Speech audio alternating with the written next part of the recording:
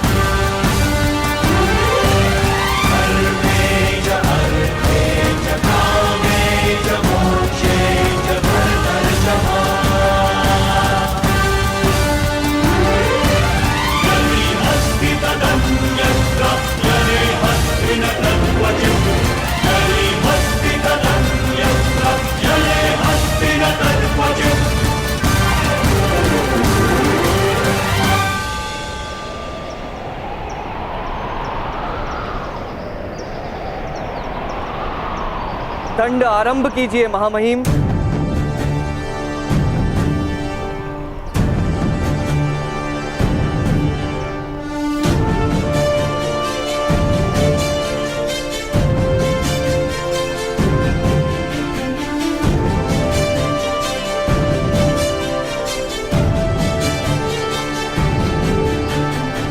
पितामह, यदि आपने घोड़े धीमे से लगाए तो राजा के आदेश का अपमान होगा।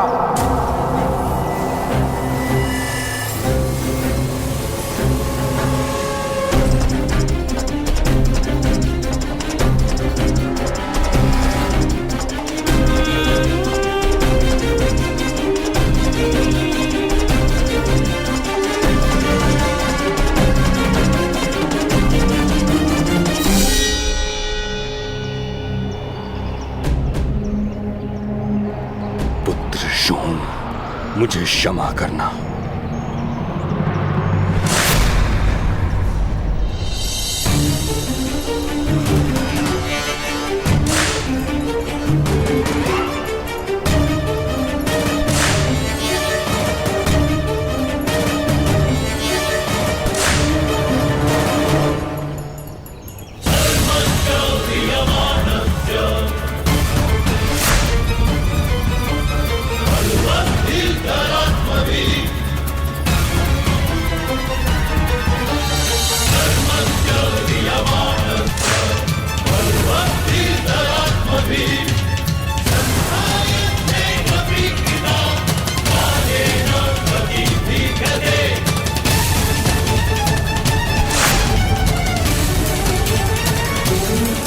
चीखो पुत्र, चीखने से पीड़ा कम होगी।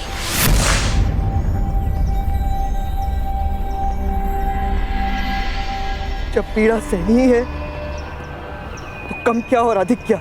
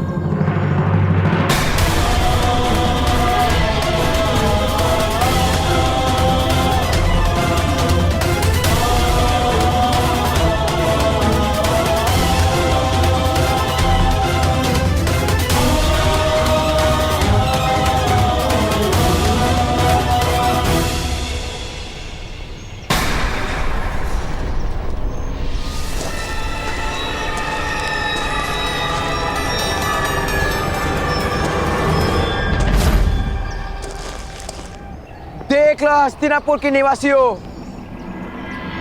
इन सूत के पुत्र ने एक राजकुमार पर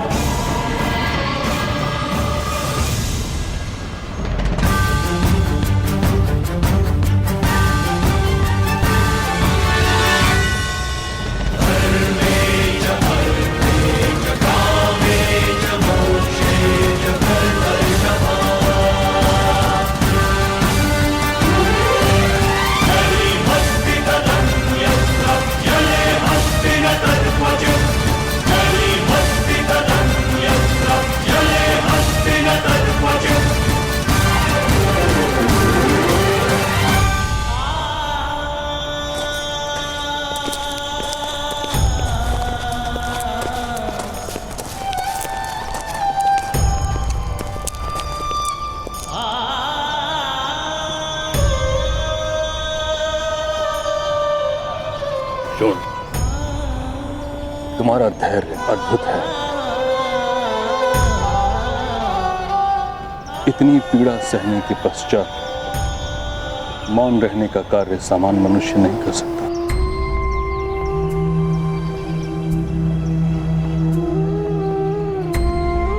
चीख कर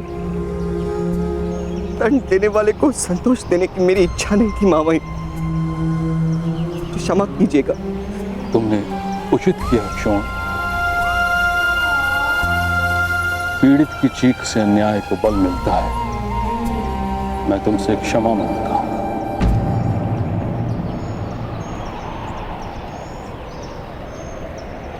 तुम्हारे परिवार से क्षमा मांगता हूं और वचन देता हूं कि आज के पश्चात जीवन में एक बार कोई चीज मांगो तुमको अवश्य दूंगा। मैं वचन देता हूं, मैं कभी आपसे कुछ नहीं मांगूंगा। पीड़ा का व्यापार नहीं करना मुझे। आदेश दीजिए महामाई, शोन को चिकित्सा की आवश्यकता है।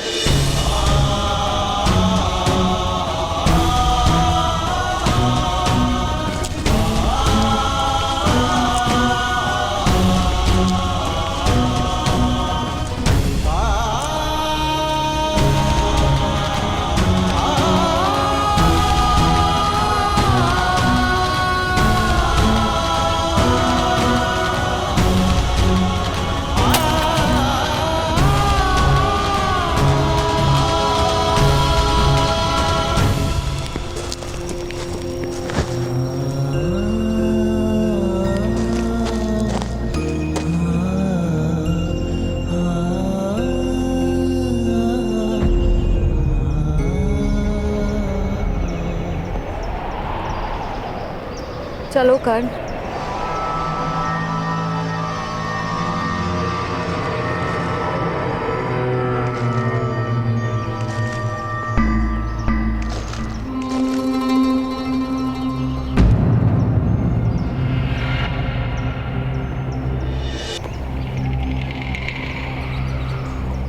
महामहिम, आपको अभिनंदन। आज पुनः एक क्षत्रिय महारथी ने अपनी शक्ति का प्रमाण दे ही दिया सारे समाज को। शोन को दंड देने की मेरी कोई इच्छा नहीं। आप दंड रोक सकते थे महामहिम, लेकिन आपने एक सूत पुत्र को दंड देना उचित जाना। दंड और उपहार राजनीति के दो साधन हैं।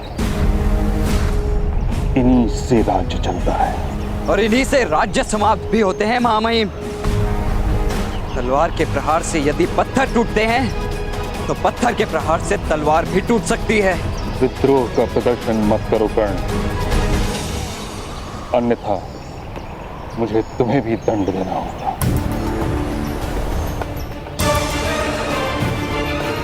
क्षमा कीजिए महामहिम, मुझसे भूल हो गई। आज दंड भोगने की मेरी इच्छा नहीं। वसंत पंचमी के दिन इससे भी बहुत अधिक पीड़ादायक दंड मुझे प्राप्त होने वाला है। आपको विस्मरण हो गया? वसंत पंचमी के उत्सव में आप स्वयं मेरे रथ में विराजमान होने वाले हैं। आज के बाद मुझे प्रतिक्षण उस दिन की प्रतीक्षा रहेगी। उस दिन मुझे प्राप्त होने वाले दंड की प्रतीक्षा रहेगी। उस दिन या तो मेरी मृत्यु होगी या एक योद्धा निकलेगा।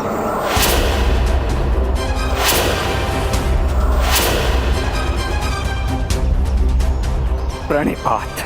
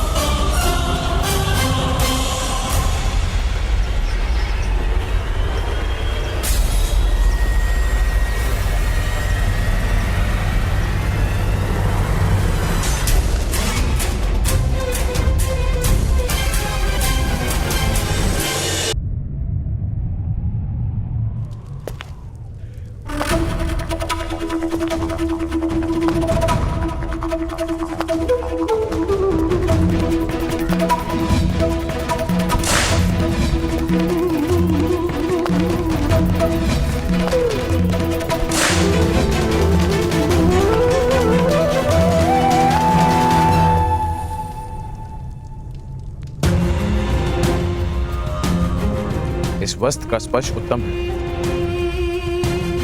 इसका उपवस्त्र निर्मित करवाओ।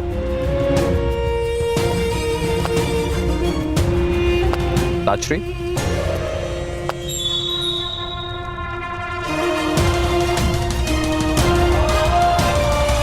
जो वस्त्र हम धारण करते हैं वो दूसरों को दिखते हैं धृतराष्ट्र। क्या तुम कभी ये जान सकते हो कि तुम्हारी छवि इन वस्त्रों में कैसी लगती है, प्रिय या नहीं? एक नेत्रहीन को रंग और छवि से क्या संबंध ताजश्री? वस्त्र और व्यवहार मनुष्य का चरित्र निर्माण करता है। अनुचित वस्त्र और अनुचित व्यवहार से प्रजा की दृष्टि में राजा गिर जाता है। क्या तुम ये नहीं जानते? नेत्रहीन होना दुर्भाग्य है, किंतु मन, बुद्धि और हृदय से दृष्टिहीन होना अपराध है। आज राज्यसभा में पुत्र प्रेम के कारण तुमने एक सूत के बालक क्षोण को दंड दे दिया और यह स्थापित कर दिया कि इस राज्य में किसी को न्याय नहीं प्राप्त हो सकता। न केवल ये, बल्कि तुमने अपने पुत्रों को यह विश्वास दिला दिया कि वो हर प्रकार का दुष्कर्म करने का अधिकार रखते हैं। यदि दंड ना देता तो राजकुमारों का अपमान इस समाज की रीत बन जाती ताजश्री।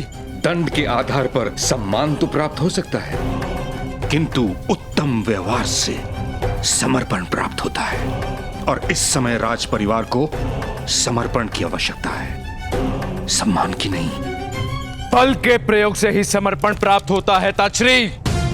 बल से विद्रोह उत्पन्न होता है, इतिहास साक्षी है। अगर इतना सरल सा सिद्धांत तुम्हें समझ में नहीं आता तो तुम राजा बनने के योग्य नहीं हो।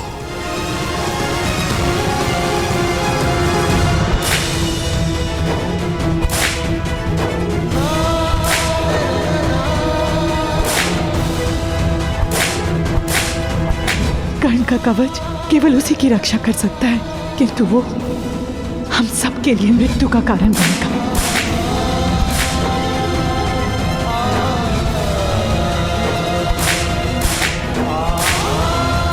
सूत धनुष का स्पर्श करता है, उसका हाथ काट दिया जाता है। अपराधी 10 कोड़े मारने का आदेश है।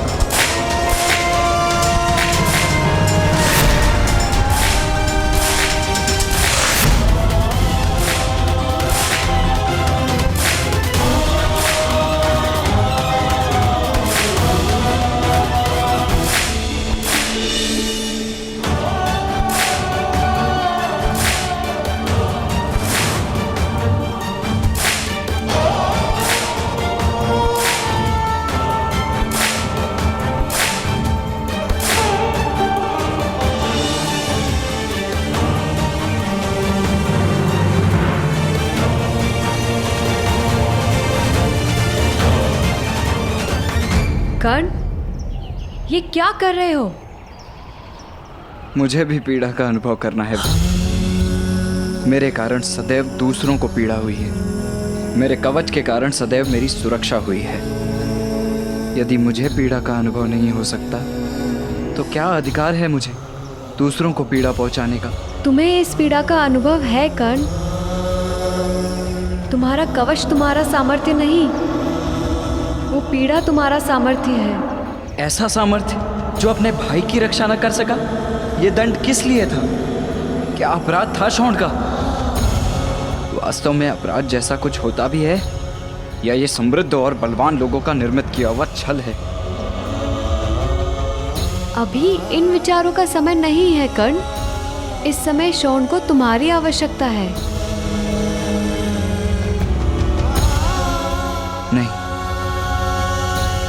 नहीं, मैं घर नहीं जा सकता वृषाली। मैं क्षोण की पीड़ा नहीं देख सकता। उसकी देह पर पड़ने वाला एक एक घाव मेरे हृदय को चीर रहा है। अब उसकी एक एक चीख से मुझे मृत्यु की इच्छा होगी। आज प्रथम बार ऐसा प्रतीत हुआ कि मेरा समग्र जीवन एक कारागार है। मुक्ति केवल एक कल्पना है, स्वतंत्रता एक छलावा है।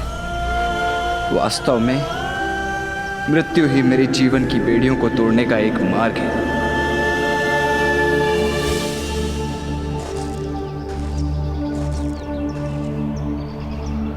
हताश नहीं हो सकते कर्ण। तुम्हारे पास वो शक्ति है जो हमारे सारे समाज की स्थिति में परिवर्तन ला सकती है।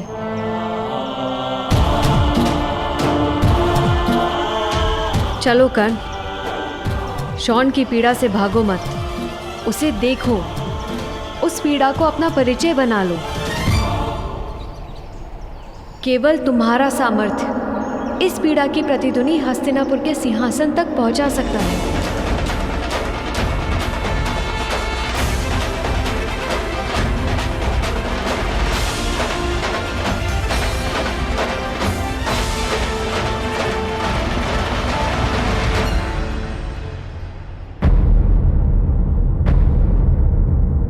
मैं जाकर पांडु को आदेश देता हूं कि अपने ज्येष्ठ पुत्र को राज अभिषेक के लिए शीघ्र ही।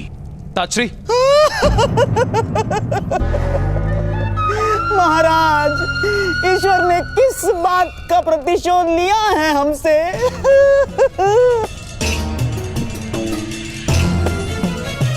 क्या हुआ शकुनी? ऐसे विलाप क्यों कर रहे हो? आश्चर्य है महाराज, मेरे गुप्तचरों ने मुझे जो समाचार दिए हैं वो अभी तक आपको प्राप्त नहीं हुए। हस्तिनापुर गुप्तचरों के माध्यम से अपनी सुरक्षा नहीं करता कंधार राज। वह कार्य कायरों का है। स्वीकार करता हूं महामहिम कि मैं कायर हूं, किंतु इस समय महत्व का ज्ञान भी मेरे ही पास है महामहिम। महाराज, वन में महाराज पांडु और महारानी माद्री का निधन हो गया है महाराज।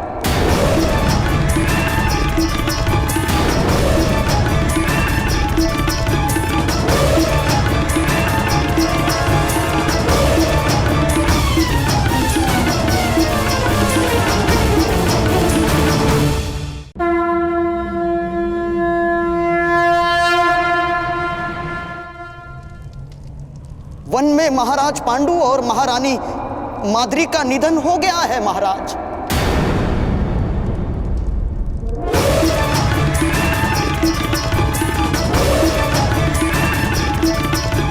असंभव।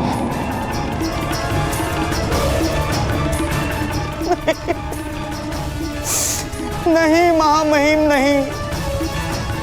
जीवन और मृत्यु के चक्र से केवल आप सुरक्षित रह पाए हैं, सामान्य मनुष्य नहीं।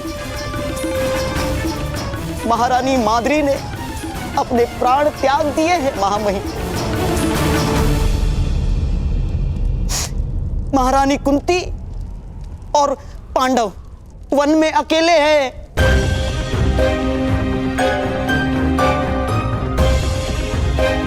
बड़ा कठिन हो जाएगा महारानी कुंती और उनके पुत्रों का जीवन।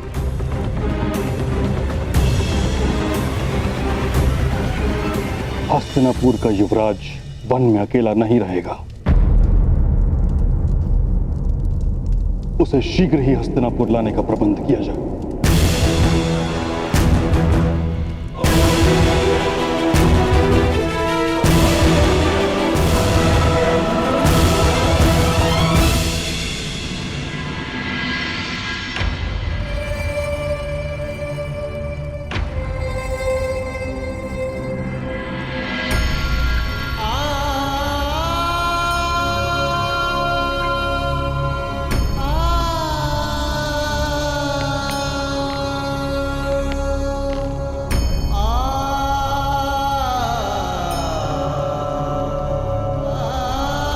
शॉन,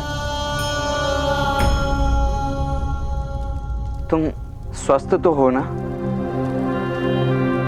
4 लड्डू खाकर आप स्वस्थ नहीं रह सकते। मैंने तो 10 कोड़े खाए हैं। मैं किस प्रकार स्वस्थ रहूंगा?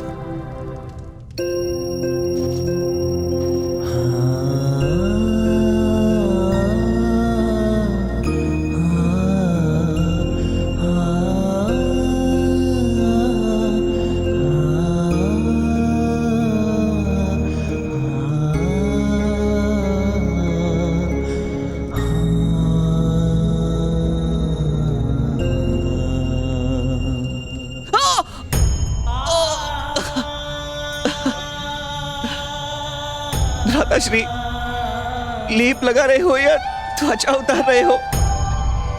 मुझे क्षमा कर देना शोन। चलो, अपने भ्राताश्री को क्षमा मांगने का अवसर भी दे दिया मैंने। तो आप स्वस्थ रह सकते हैं ना भ्राताश्री? शोन, मेरे कारण तुम्हारी ये स्थिति हुई। अभ्यास है मुझे भ्राताश्री। आपके कारण बालपन से मुझे मार पड़ी है, किंतु कोई समस्या नहीं। मेरे सारे घावों का पुरस्कार आप एक साथ दे देना। क्या पुरस्कार की इच्छा है शोन? पृथ्वी के किसी कोने पर एक ऐसा स्थान अवश्य निर्मित करना जहां नीची जात के लोगों को कोड़े ना खाने पड़े।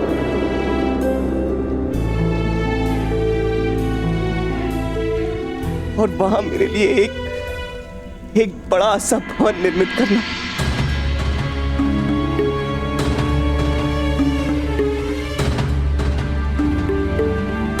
मैं वचन देता हूं शोन, तुम्हारी इच्छा अवश्य पूर्ण करूंगा।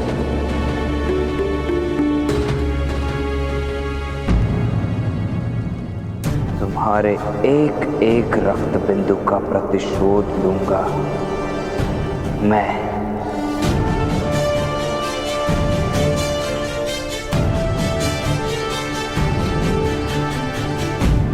किससे प्रतिशोध लोगे कर्ण? सबसे, किंतु सर्वप्रथम प्रतिशोध लूंगा महामहिम भीष्म से। वसंत पंचमी के महोत्सव में विश्व की कोई शक्ति मेरे निर्णय में परिवर्तन नहीं ला सकती।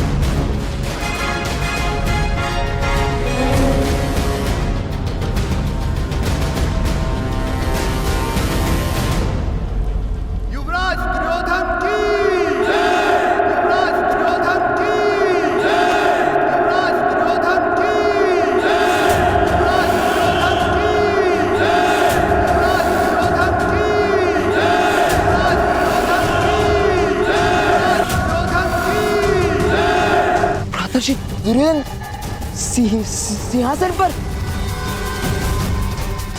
होने वाले महाराज विराजमान है।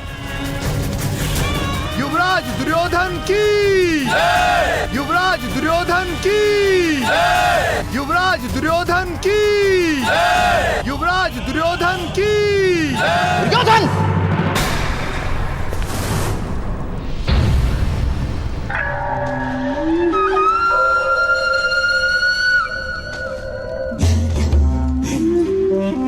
यदि इस घटना के समाचार भीष्म और विदुर को मिल गए तो तुम्हें दंड अवश्य मिलेगा। पुत्र, इस सिंहासन पर तुम्हारा अधिकार नहीं ना। आज नहीं है मामाश्री, किंतु कल अवश्य यह सिंहासन मेरा ही होगा।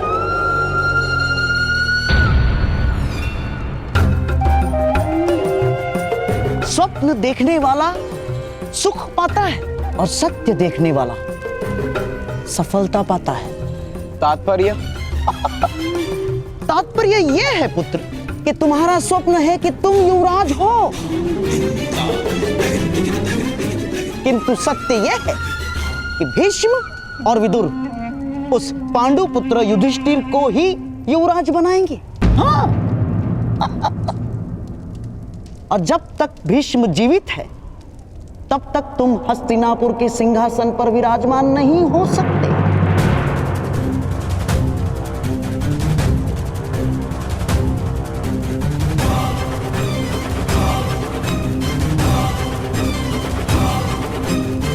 किंतु भीष्म पितामह को इच्छा मृत्यु का वरदान है, उनकी मृत्यु होना असंभव है।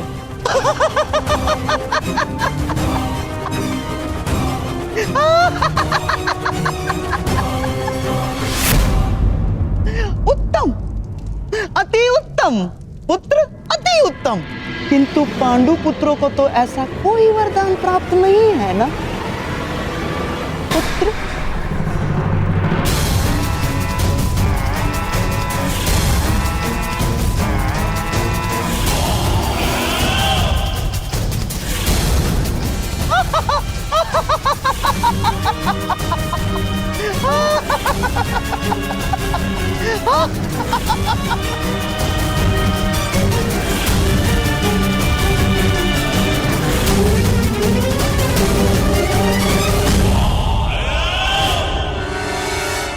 अधिरथ महोदय, यह औषधि शॉन के घाव पे लगा दीजिएगा।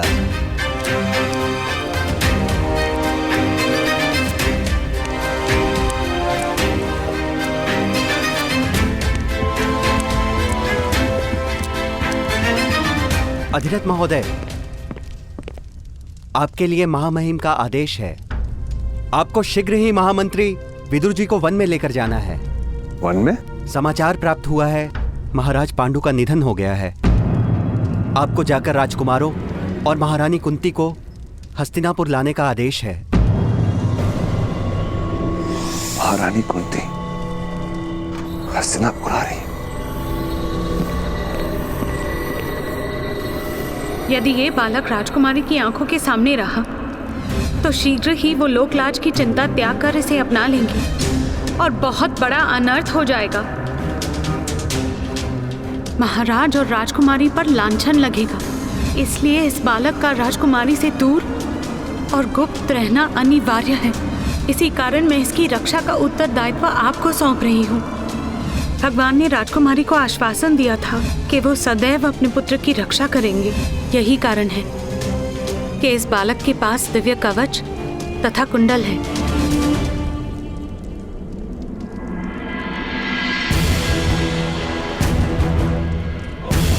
क्षमा कीजिए भगवान सूर्य नारायण, किंतु आप ही का दिया गया हुआ कवच आपके पुत्र का सबसे बड़ा शत्रु बन गया।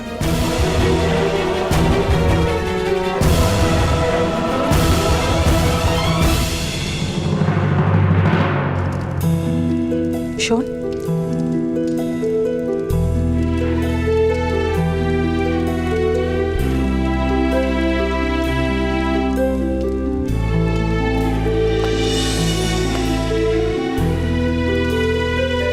शॉन, बैठने का प्रयत्न तो करो। नहीं भ्राताश्री, अब मैं 1 वर्ष तक नहीं बैठूंगा। शॉन, बहुत पीड़ा हो रही है। कष्ट पीड़ा का नहीं है माता। मैं बैठना आरंभ करूंगा तो मेरी पीड़ा का महत्व कम हो जाएगा।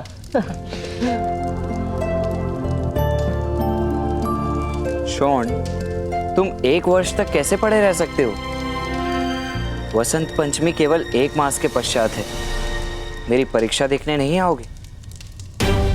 यदि तुम्हारे पुत्र को असंतोष पर कोई अंकुश नहीं तो अधिरथ तुम्हें उसका त्याग करना होगा। वसंत पंचमी के दिन कोई परीक्षा नहीं होगी।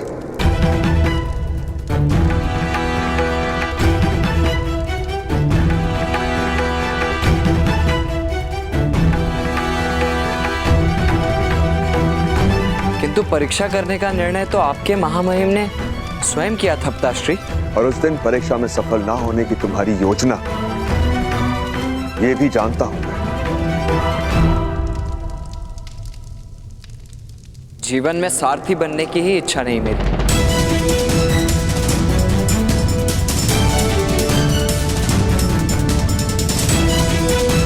क्या बनना है तुम्हें? धनुर्धारी तो बन नहीं पाओगे।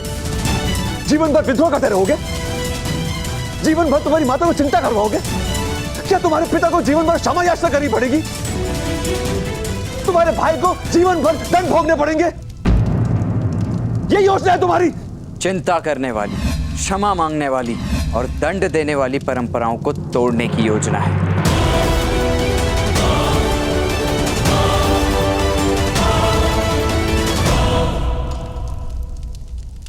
तो तुम्हारी ऐसी योजनाओं को लेकर तुम्हें हस्तिनापुर का त्याग करना होगा कर्ण।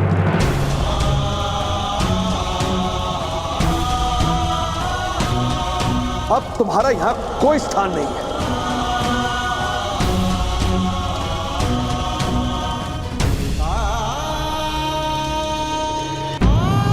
आर्य, ये क्या कह रहे हैं आप? उचित कह रहा हूं राधा।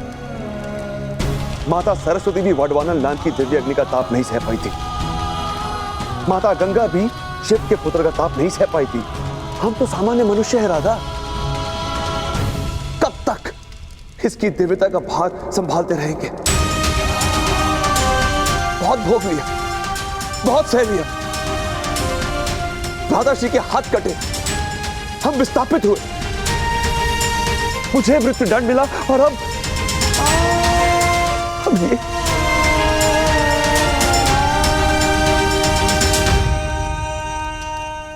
नहीं करण। अब इस समाज में तुम्हारे लिए कोई स्थान नहीं है।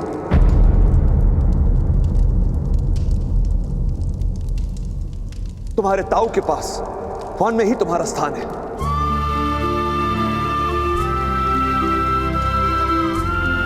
नहीं नहीं आर्य, आप ऐसा नहीं कर सकते। आप मेरे पुत्र को इस तरह निष्कासित नहीं कर सकते आर्य।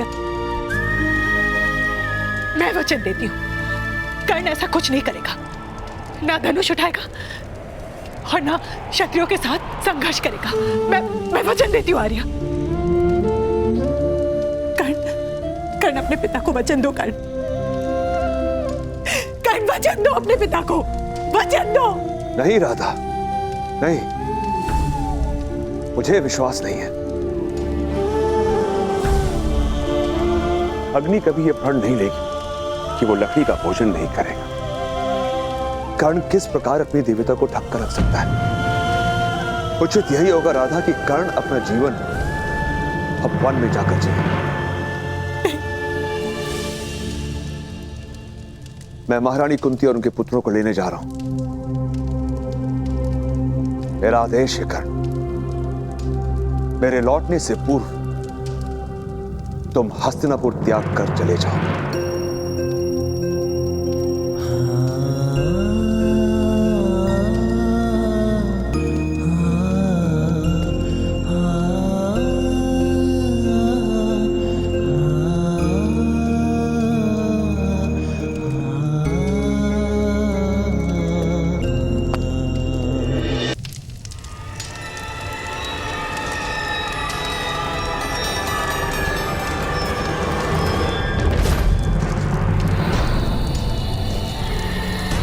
गांधार राज शकुनी,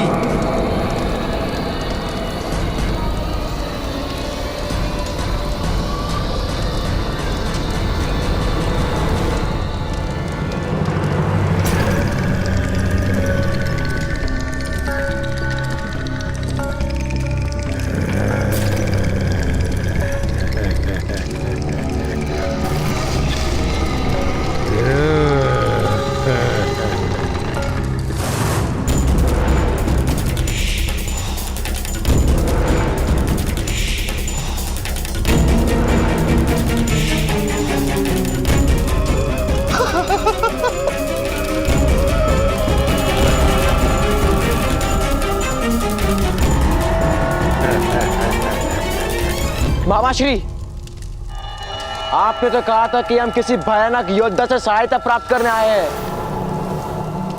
ये ना तो भयानक प्रतीत हो रहा है और ना ही योद्धा।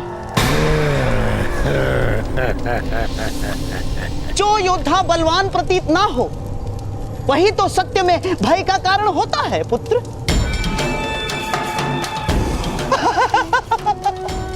ये है अग्नि पर्व।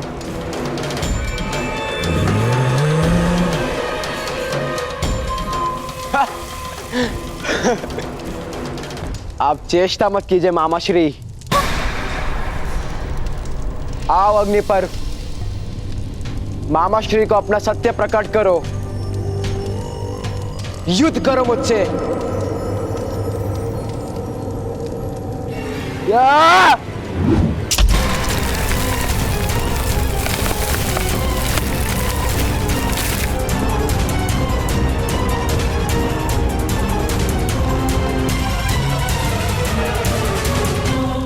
राजकुमार दुर्योधन केवल मनुष्य अहंकार के लिए युद्ध करते हैं, राक्षस तो केवल मूल्य के लिए युद्ध करते हैं, मूल्य के लिए। क्या मेरा मूल्य आप चुका पाएंगे गांधार राज? अवश्य अवश्य अग्नि पर्व, अवश्य। प्रतिदिन गांधार से एक चक्र, एक रथ भर भोजन तुम्हारे और तुम्हारे भ्राताश्री के लिए पहुंचा दिया जाएगा। किंतु पांडु पुत्रों की मृत्यु इतनी सरल नहीं होगी, ध्यान रहे अग्नि पर्व। अग्नि पर्व के लिए किसी भी मनुष्य की मृत्यु सरल है।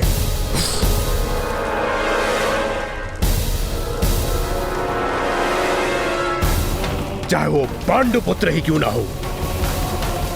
पांडव साधारण मनुष्य नहीं अग्नि पर्व।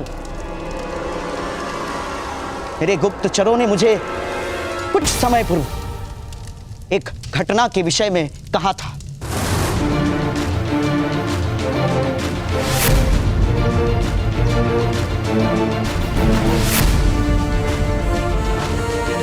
उन पांचों में सबसे बलवान है भीम।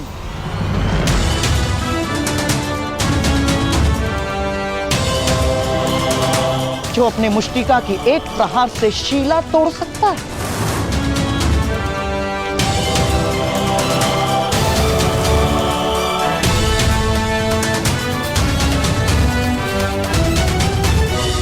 नकुल उन पांचों में सबसे चपल है। विचारों की गति से उसकी तलवार घूमती है।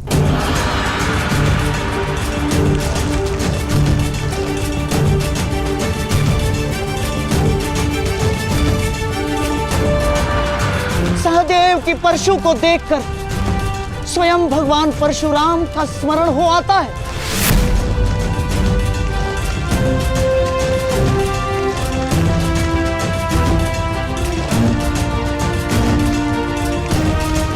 सबसे ज्येष्ठ युधिष्ठिर का भाला शब्द वेदी है।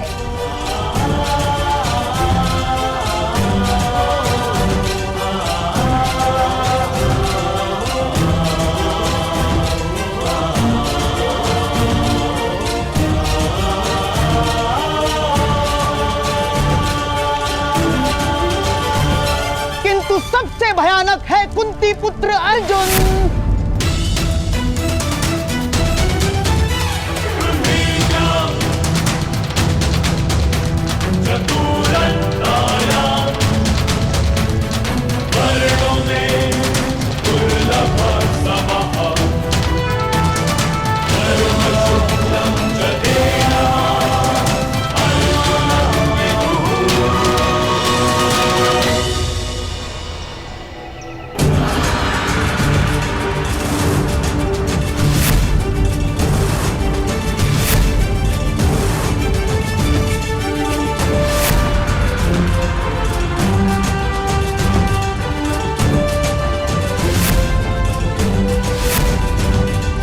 नैमिषारण्य के निकट एक गांव में जब नागों का आक्रमण हुआ था, तब इन्हीं 5 भाइयों ने प्रतिकार किया था।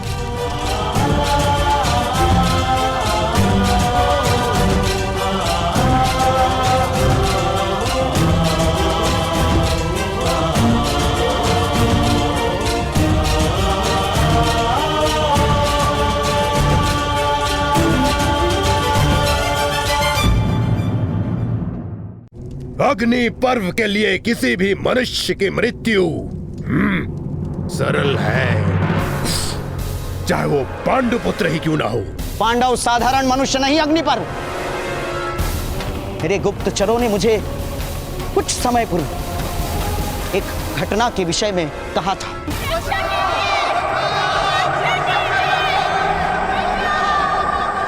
नैमिषारण्य के निकट एक गांव में जब नागों का आक्रमण हुआ था, तब इन्हीं 5 भाइयों ने प्रतिकार किया था।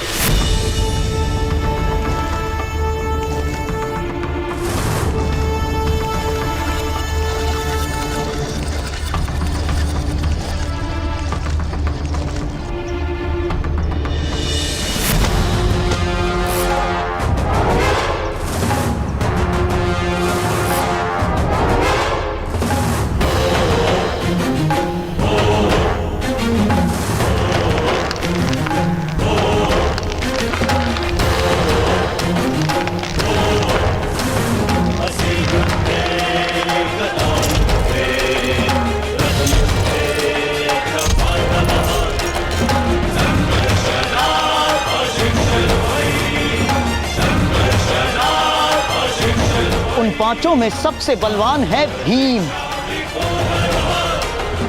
जो अपने मुष्टिका की एक प्रहार से शीला तोड़ सकता है।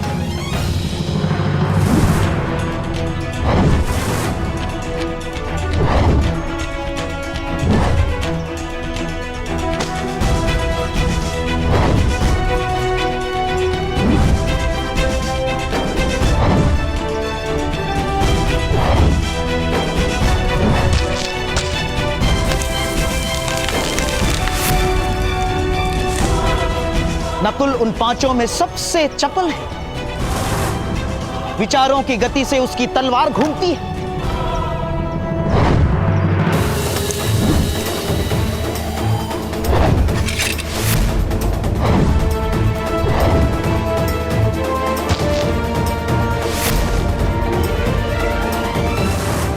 सहदेव की परशु को देखकर स्वयं भगवान परशुराम का स्मरण हो आता है।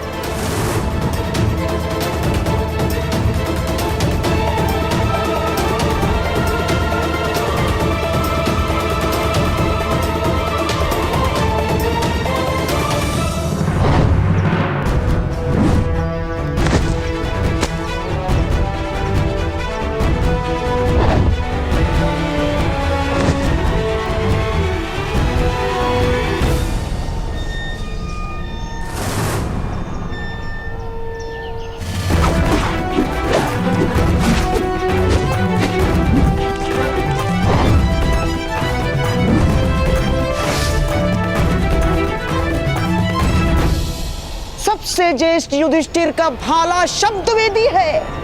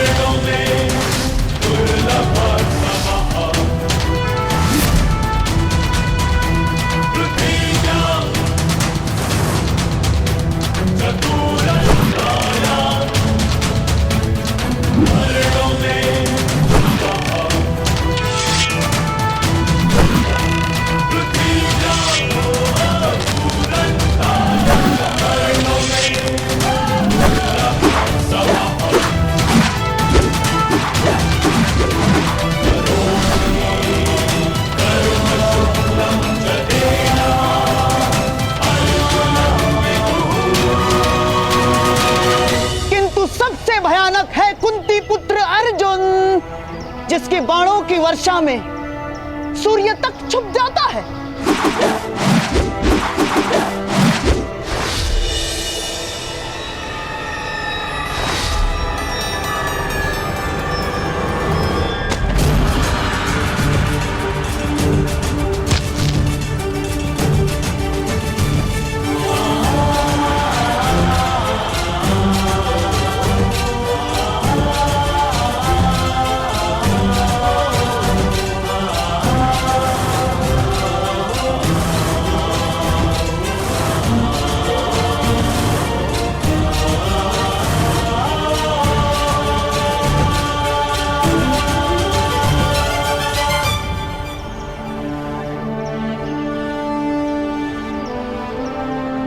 उन पांचों के संयुक्त बल ने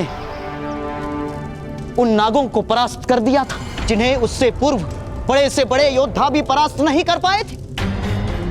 मृत्यु के पूर्व आपके वो 5 अवश्य ही विचार करेंगे कि 5 के स्थान पर अगर 6 होते तो कदाचित कुछ क्षण अधिक जी पाते। गांधार राज, मेरा पुरस्कार सज्ज रखेगा। उन 5 को मारने के पश्चात यदि मेरा पुरस्कार ना मिला तो मैं आपका भी वध कर दूंगा गांधार राज।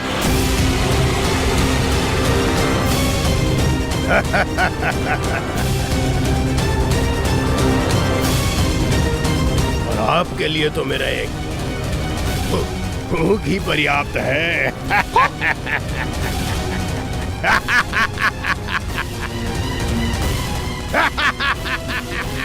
अग्निपर्व, केवल शब्द ही है तुम्हारे पास या अपनी शक्ति का प्रमाण भी दे सकते हो?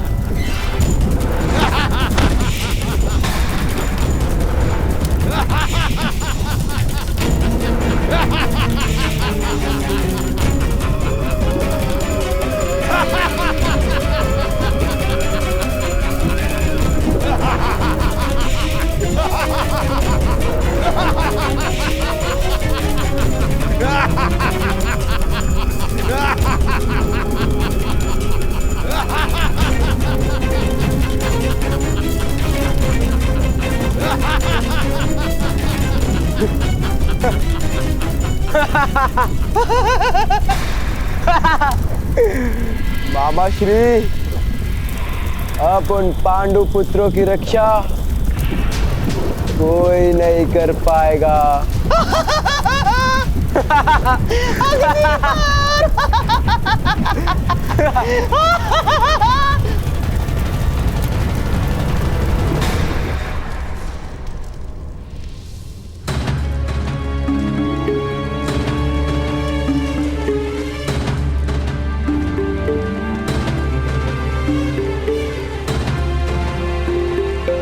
तुम्हें इसकी आवश्यकता होगी और कुछ औषधियां भी रख रही हूं। माँ, मेरे जाने का समय हो गया है। सूर्योदय के पूर्व मुझे निकलना होगा।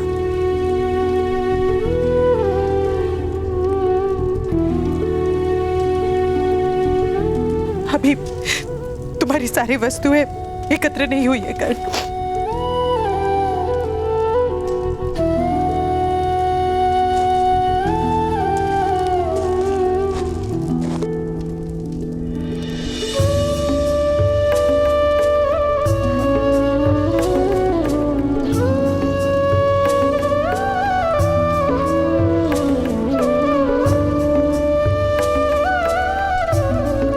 मुझे केवल आपके प्रेम की आवश्यकता है माता। जीवन भर का स्मरण किस प्रकार एकत्रित करेंगी आप?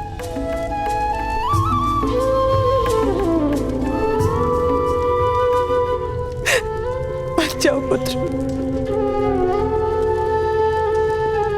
अपने पिता के आदेश का विरोध कर लो। पिता के आदेश पर तो प्राण भी त्याग दिए जाते हैं। यही सिखाया था ना आपने। किंतु पुत्र, माता का हृदय कैसे शांत होगा? संकल्प से माता। संतान का भविष्य माता और पिता के संकल्प से निर्मित होता है।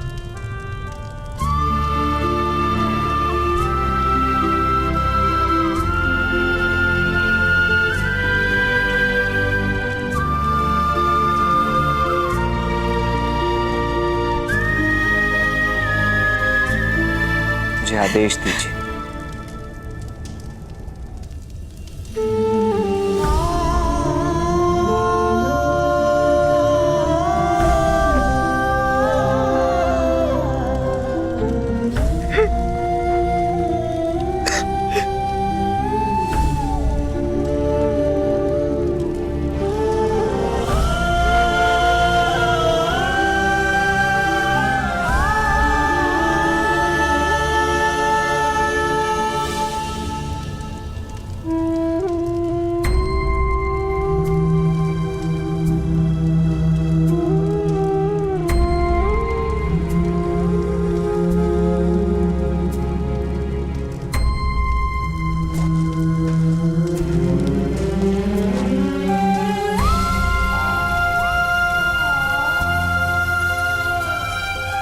तुम्हें तो अत्यंत आनंद हो रहा होगा मेरे जाने से शॉन।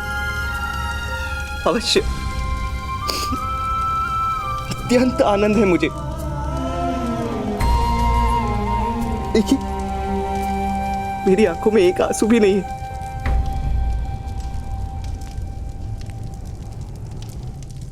मुकदग्राम की सेना का अब सेनापति मैं बन पाऊंगा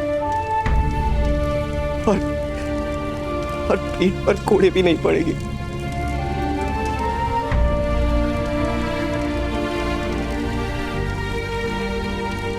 अब कोई इन आंखों में स्वतंत्रता का स्वप्न भी नहीं भरेगा। कोई संघर्ष नहीं होगा मेरे भविष्य में।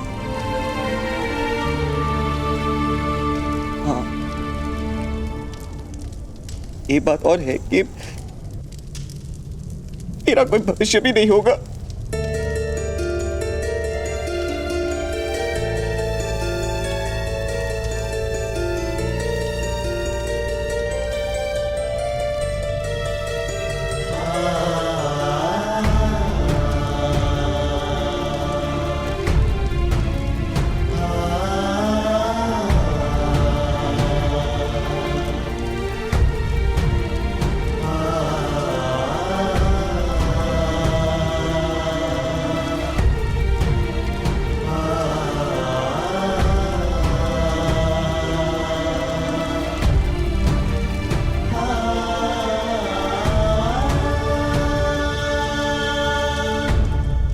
आशीर्वाद दीजिए माता।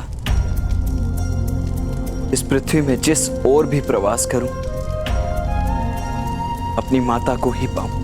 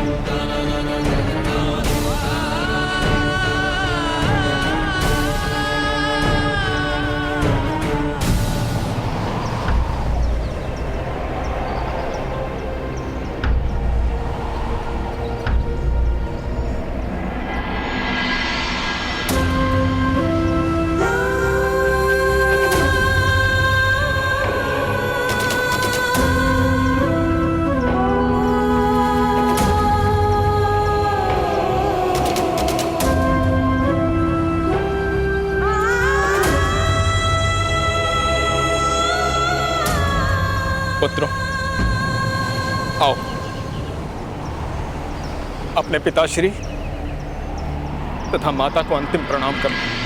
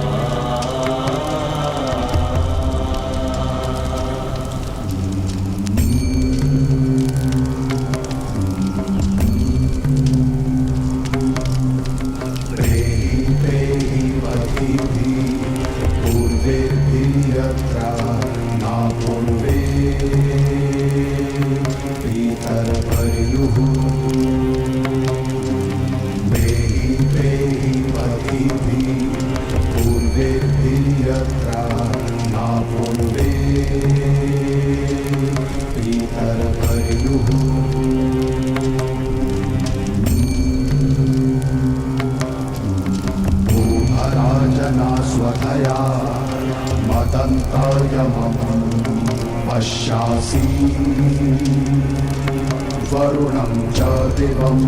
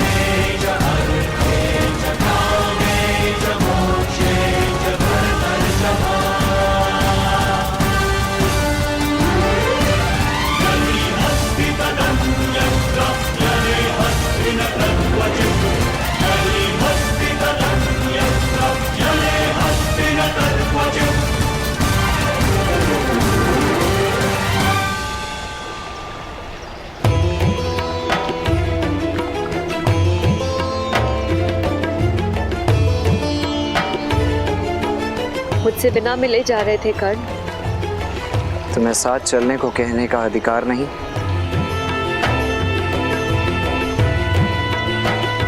पिता की अनुमति लेने का साहस नहीं? वास्तव में साथ ले जाने का साहस नहीं और विदा की अनुमति मांगने का अधिकार नहीं तुम्हें?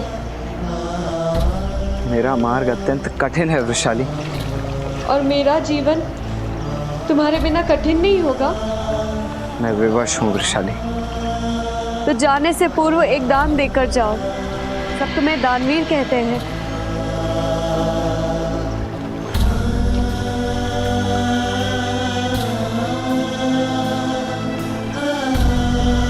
सूर्योदय का समय है वृषाली। प्राण मांगोगी तो देना होगा। जीवन मत मांगो। नहीं, जीवन नहीं मांगूंगी। केवल अनुमति मांगनी है, तुम्हारी प्रतीक्षा करने की अनुमति। इतना वचन दे दो कर्ण, एक दिन मेरी प्रतीक्षा का अंत करने अवश्य आओगे।